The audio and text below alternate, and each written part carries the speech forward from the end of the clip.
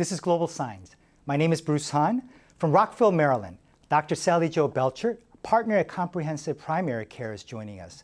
She's a member of the American Board of Family Medicine Certification Committee and a passionate advocate of lifestyle medicine. Sally, thank you so much for joining us today. Thank you for having me, Bruce. Thank you. The world is on alert because of the rapid spread of the Delta variant.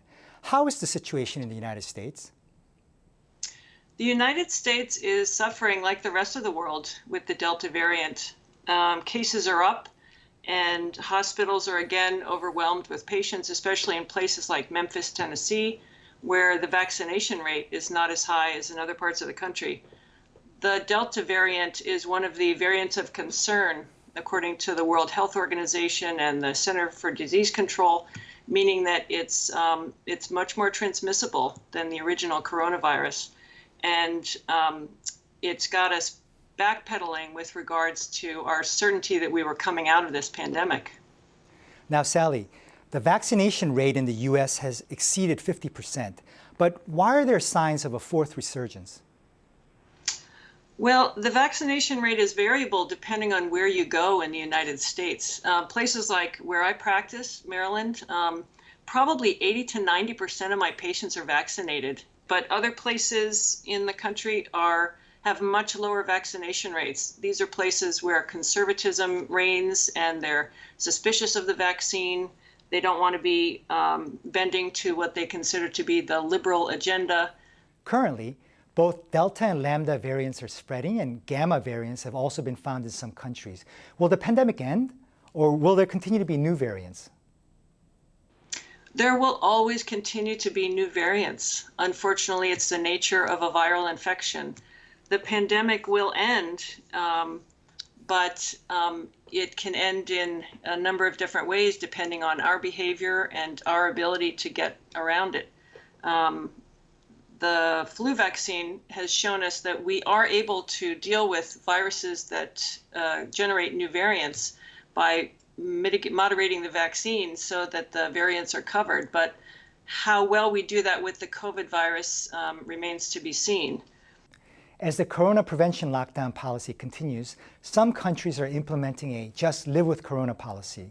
Is it better to just live with the virus if this continues? What are your thoughts on this?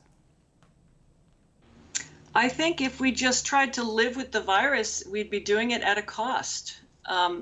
610,000 Americans have already died of coronavirus. That's more than of heart disease or of cancer. I mean, this is not just something that is killing people who are going to die anyway. This is a huge health concern. So if we just pretended that it didn't exist and tried to go back to normal, we would be losing a lot of lives. We can't hide our heads in the sand. We have to use the public health tools that we have at our disposal to bring about the end of this, the viral reign, the same way we did with smallpox and measles and diphtheria, typhoid, polio, so many other infectious diseases that we've been able to conquer. Now, as we're experiencing the pandemic, interest in telemedicine is growing in Korea. What do you think about telemedicine? I love telemedicine. It's something that's here to stay. It's a very convenient, very efficient way of communicating with my patients. And there are plenty of medical problems that can be addressed with just a conversation over a video chat.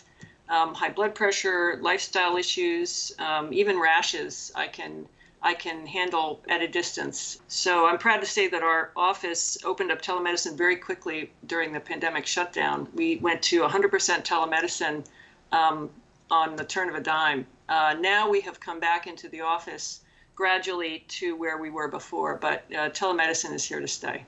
Outstanding. Now, Sally, finally, can you recommend any American and Korean stocks to our viewers?